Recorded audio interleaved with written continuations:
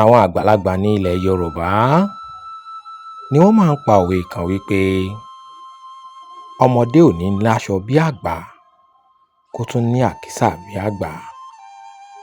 Ìdí tí wọ́n máa fi ń pa òwe yìí ni wípé tí a bá rí ọmọ tí ó ń fapá jánu tó ń sọ wípé kò sí irú òun, tó ní ta ló lè mú òun, ohun tóun bá ti sọ ní àṣẹ, wípé tó bá jẹ́ ti owó, òun ní owó, tó bá jẹ́ ti ọlá, ọlá wà, tó bá jẹ́ ti ipò, òun nípò pẹ̀lú.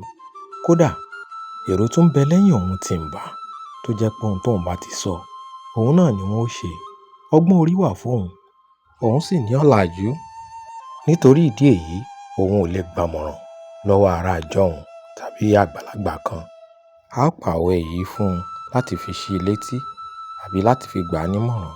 Èyí tún ni díẹ̀ nínú ọgbọ́n àti òye àwọn àgbàlagbà. Ẹ jẹ́ ká fi kọ́gbọ́n.